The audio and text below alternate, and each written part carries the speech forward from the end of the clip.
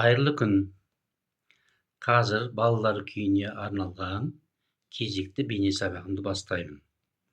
Бүгінгі үйренетін күйіміз жаңа жыл полкасы. Әуелі осы күйді өзінің жылдамдығымен ойнап беремін.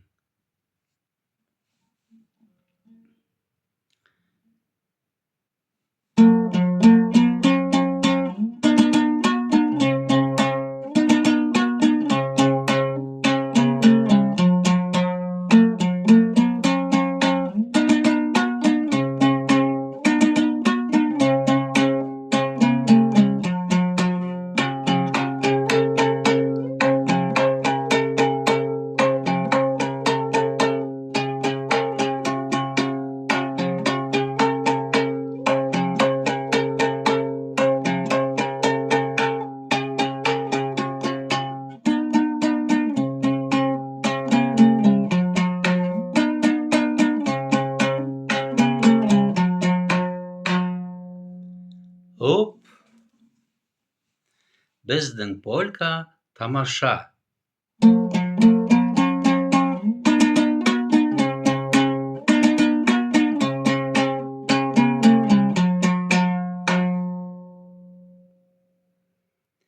Міне осындай көңілді шығарма 3 бөлімнен тұрады. Мен сіздерге қазір осы әр бөлімді асықпай, баяу жылдамдықта айтып, түсіндіріп ойнап беретін боламын. Бірінші бөлім 9 тұғыр жаттығу жүйесі бойынша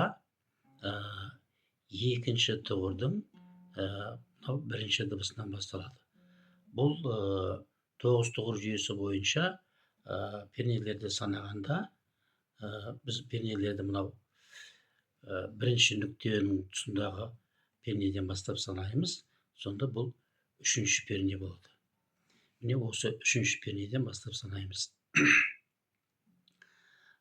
Бармағымызды осы екінші нүктедегі үстіңгі шекті басу арқылы және де астыңғы шектен бірінші саусақпен міне осы үшінші пернеден басу арқылы бастаймыз.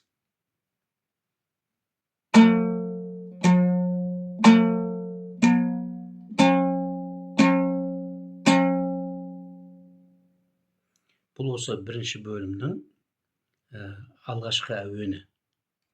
Тағы қайталап көрсетейін. Екінші тұғырдағы дыбыстар арқылы ойналады. Сұқ саусақпен бастаймыз.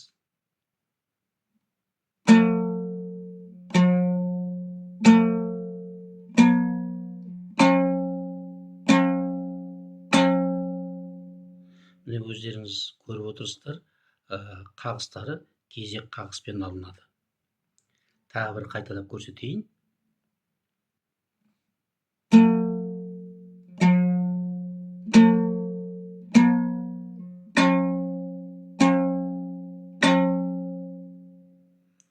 Әуеннің соңғы дыбысы 3 қағыспен аяқталады.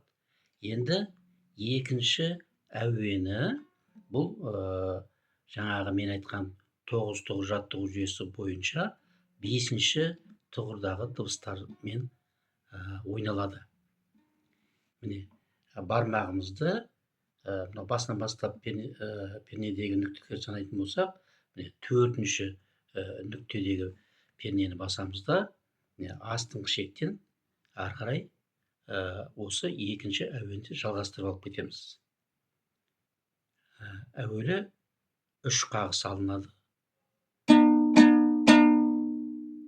4-ші қағысты қолды жоғары қарай көтеріп, астыға қарай қағу арқылы бастаймыз. Сосын жаңа бастаған дыбысқа қайтып келеміз. Міне, яғни алғашқы 3 дыбыс жылдам ойналады да, 4-ші, 5-ші дыбыстар баяу тартылады. Міне, бұлайша.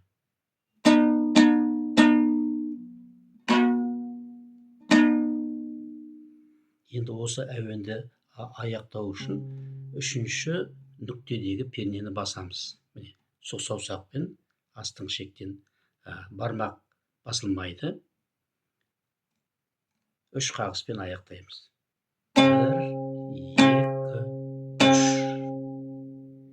Енді осы әуен тағы қайталанып ойналады. Міне, бұлайша.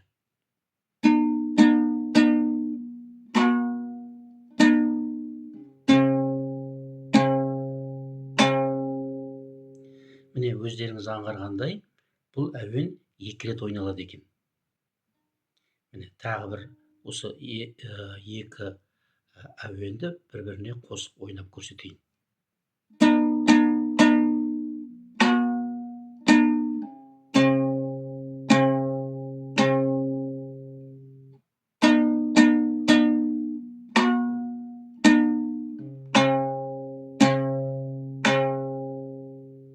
Мінекей, осы бір әуен 2 рет ойналғаннан кейін, енді келесі әуен, міне, 4-ші саусақты пайдаланумен басталады. 3-ші нүктеге 4-ші саусақпен басамыз да, мінекей, осы әуенді әрі қарай жалғастырып алып кетеміз.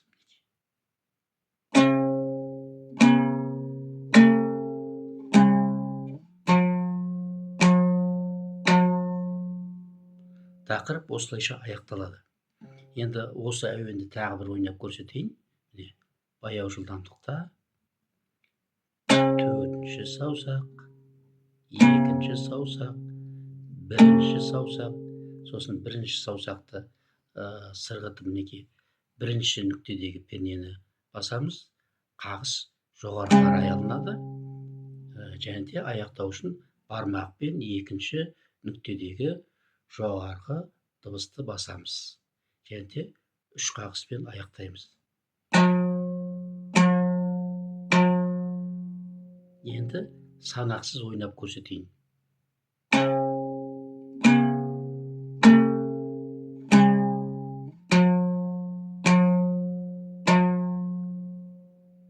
Міне, осы бірінші бөлімнің тақырыбы қайталанып тағы бір рет ойналады. Енді осы бірінші бөлімді тұтастай ойнап көрсетемін.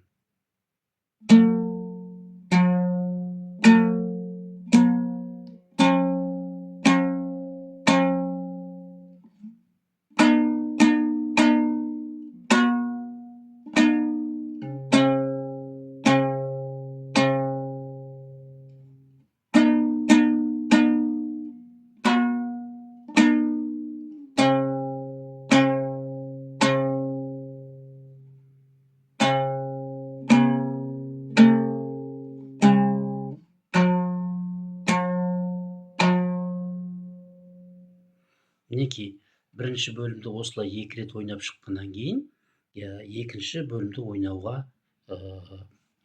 ауысамыз. Ол 9-9 жаттығу жүйесі бойынша 7-ші тұғырдың дыбыстарымен басталады. Міне, соны ойнап көрсетейін. Бұл нүктелермен қарастыратын болсақ, 5-ші нүктеден басталады. 11-ші перне.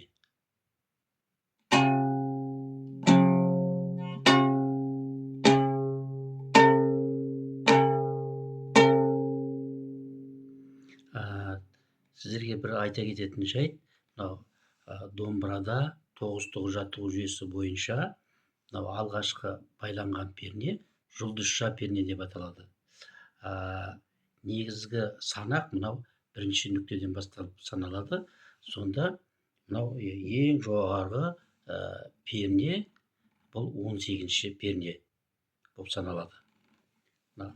1-ші нүктеден бастап санаған кезде бұл 18-ші перне.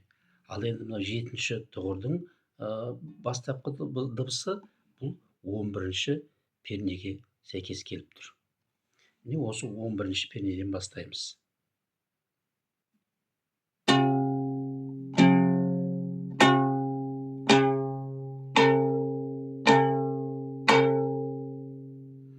Осы әуенді тағы бір ойнап көрсетейін. Мінекей, сұқ саусақпен басамыз. Сосын ашамыз. Қайтадан басамыз.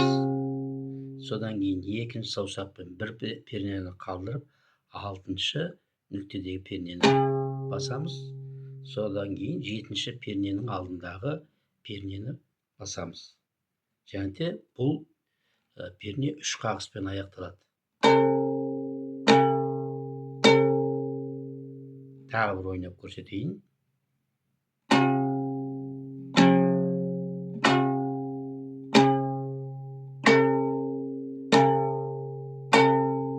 Міне осыдан кейін төртінші саусағымызды көтерместен сырғытып, мынау ең жоғарғы пернеге басамыз. Бұл санақ бойынша 18-ші перне. Міне осы 18-ші пернені басып, бір қағыс аламыз. Келесі дыбыс ашық алынады. Қайтадан басамыз. Содан кейін екінші саусақпен жетінші нүктедегі дыбысты аламыз. Енді осы әуенді аяқтау үшін сұқ саусақпен жетінші нүктенің алдындағы пернені басып тұрып, үш қағыс аламыз. Осы әуен тағы қайталанады.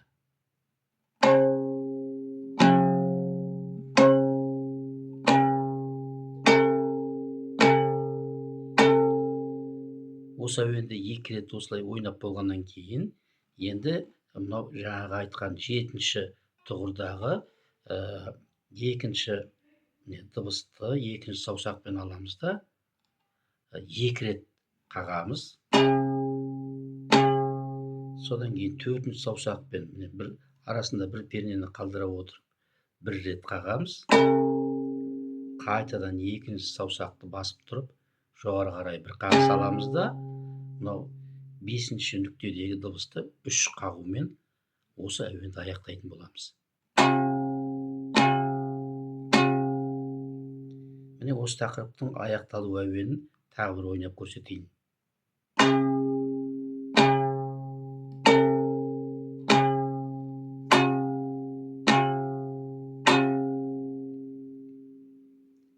Осы екінші бөлімнің тақырыбы екі рет ойналады.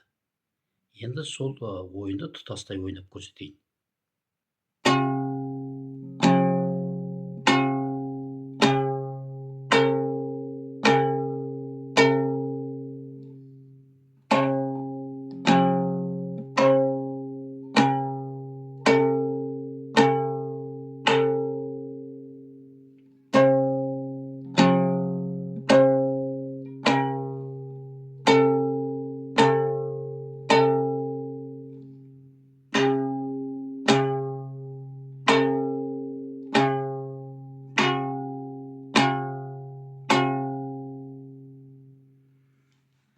Осылай екі рет ойнап болғаннан кейін, үшінші бөлімді бастаймыз. Үшінші бөлім бесінші тұғырдың бірінші дыбысынан басталады. Яғни бармағымызды төртінші нүктедегі пернені басу арқылы, және сұқ саусағымызды астыңғы шектегі бармақтың алдындағы, басып тұрған перненің алдындағы пернені басу арқылы бастаймыз. Бұл дыбыс төрт қағыспен алынады.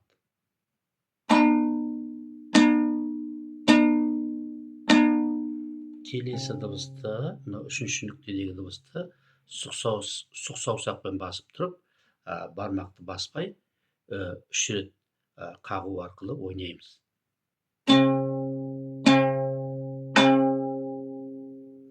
Енді бірінші бөлімдегі сол бірінші бөлімнің аяқтау әуенін жалғастыру арқылы осы үшінші бөлімді де аяқтаймыз. Ол міне былайша тартылады.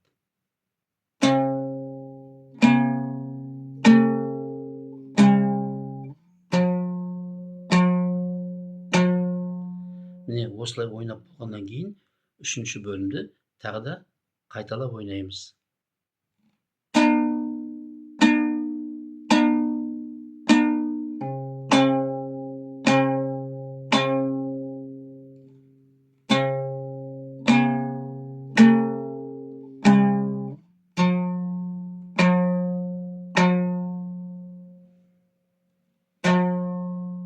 осылай аяқтағаннан кейін мынау бармаққа екінші саусағымызды қосып шығыс жасаймыз.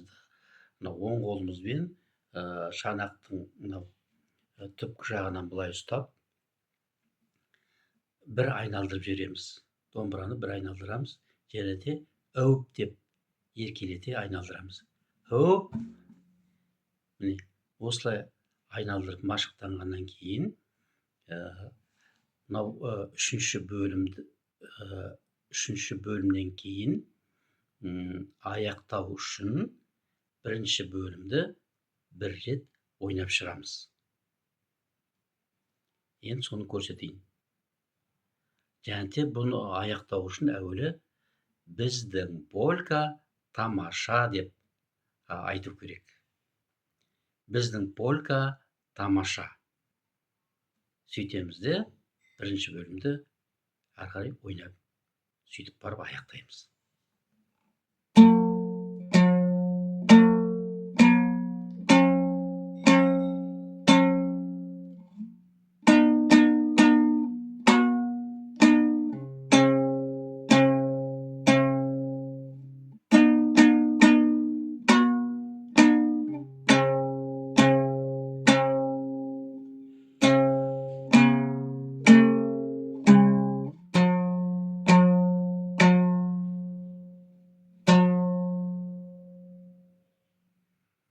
Міне, бүгінгі үйренетін күйімізді толық ойнап көрсеттім. Енді тағы бір басынан бастап, өзінің жылдамдығында бір ойнап көрсетейін. Олай болса, мінекей, бастайық.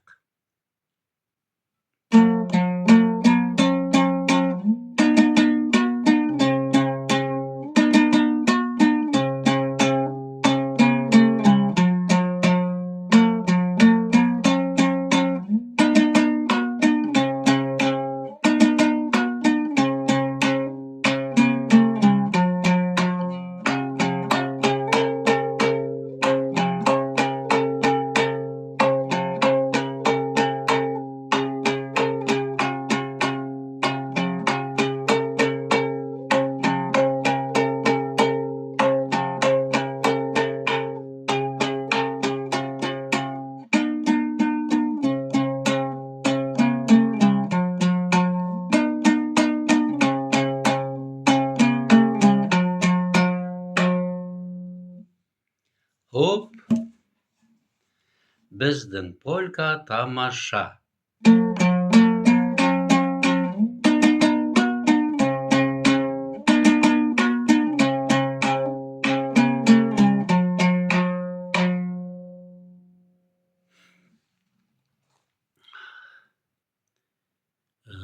Құрметті күй тартып үйренушілер, менің осы сабағым ұнаған болса, қолдап осы сабағымды лайк басуды ұмытпаңыздар. Келесі бейне сабағымызға дейін сау саламатта болайық. Сіздерге сәттілік тілеймін.